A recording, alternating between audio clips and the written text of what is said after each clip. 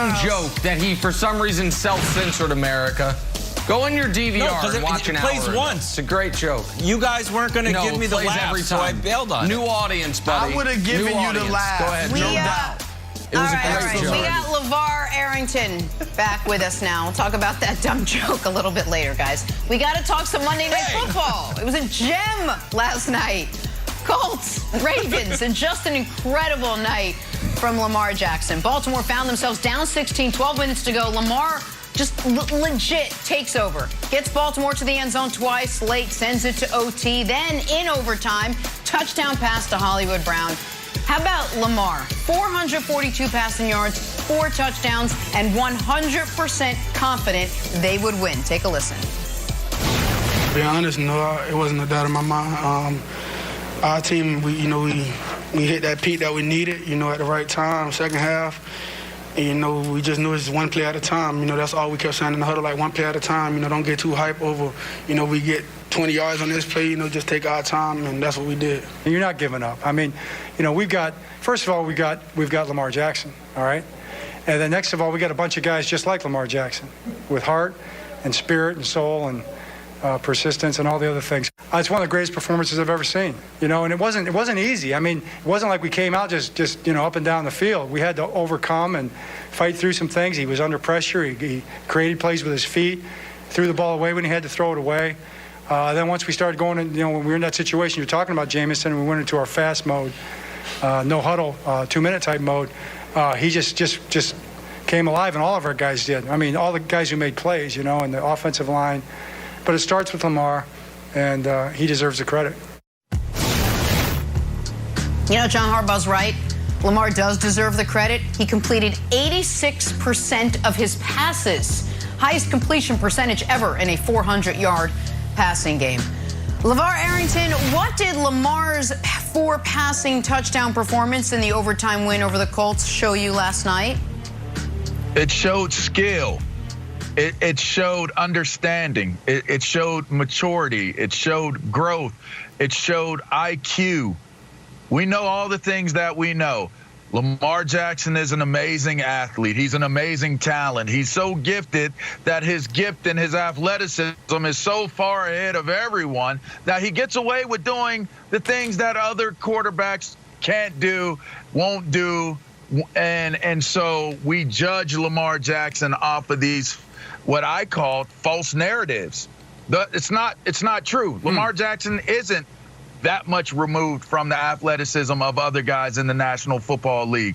And for what it's worth, to take away from his brilliance by just saying he's just a better athlete, well, it's a disservice and a disjustice to Lamar Jackson. We saw someone who had command of the offense, someone who had an understanding of where the defense was, someone who knew when to run, when to throw it away, and manage the clock well also. But take no credit away from his offensive line. They did an excellent job at the end of that game.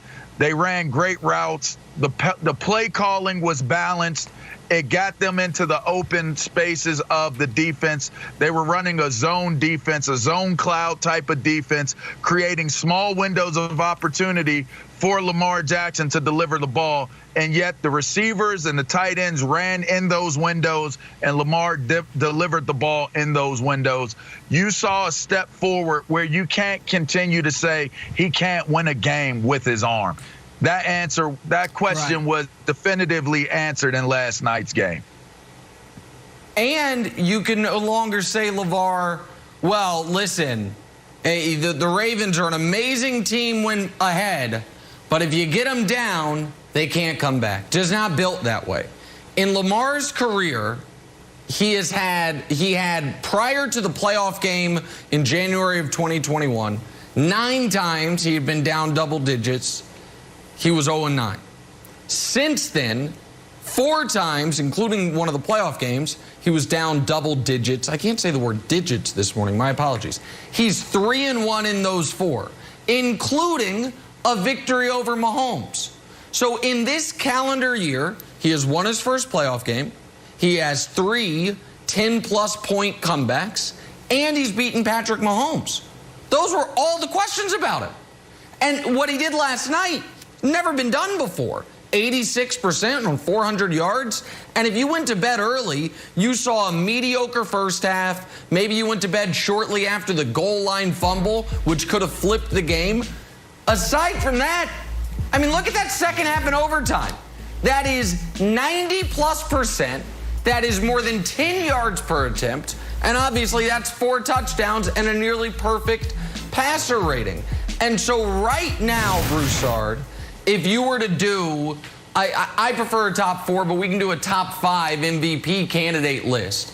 You have to have Brady, you have to have Herbert, you have to have Kyler, you have to have Derrick Henry, and you have to have Lamar Jackson. And given the injuries they've had at receiver, even though they got Duvernay back, the injuries they've had at running back, he had to do all of it last night. Couldn't miss passes, had to run the ball, had to create 500 yards of offense, and he did it.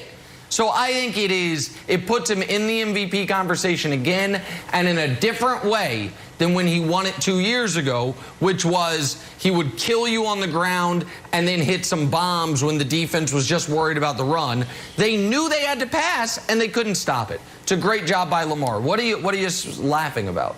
Just how good I looked this morning? Look, Broussard? I understand. Both you, Nick, you and LeVar made some great points. But I'm chuckling because of the lengths you will go to discredit Josh Allen. Now, nobody loves an old-school 25-carry, 130-yard running back more than me. And that's what Derrick Henry is. I love Josh Allen come But to say he was, I'm going to be quick because it's not the gist of the conversation, but to say he's the 5th spot of that MVP race over Josh Allen is just a bridge too far. So, Josh Allen, I know you don't like, I know he's too close to Mahomes for you. He is in the discussion. That's all I want to say.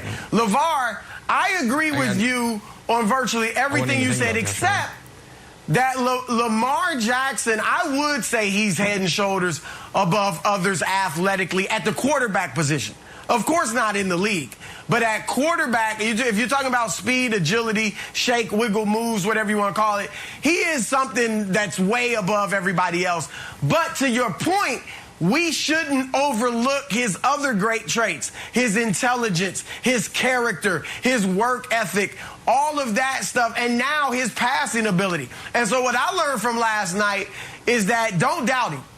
Don't doubt him.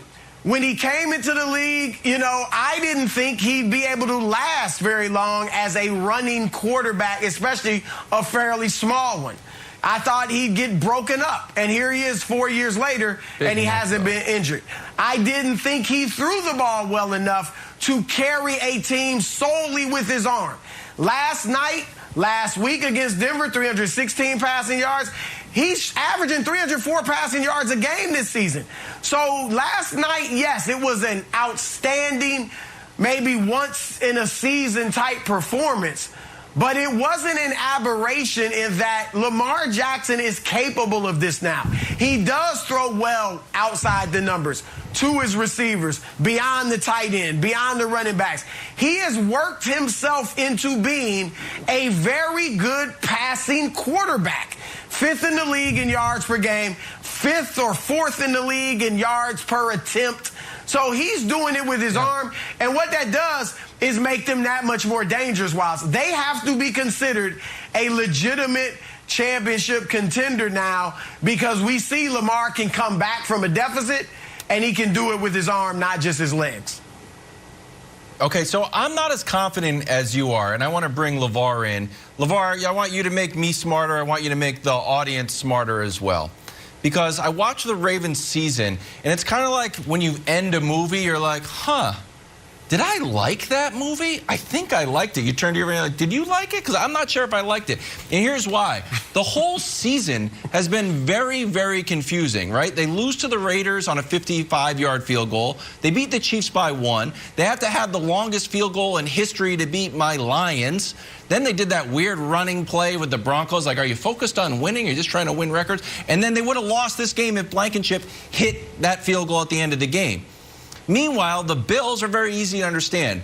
They blew out the Chiefs, and they're putting up shutouts for teams. So do you care, as a former player and now an analyst, do you care about things like point differential? Like the Bills are at 108, the Ravens are at plus 19. Do you care about that, or is a win? They know how to win? A win is a win. But again, there are a lot of things that go into a win, right? If Calais Campbell doesn't block that field goal, the game is iced, essentially.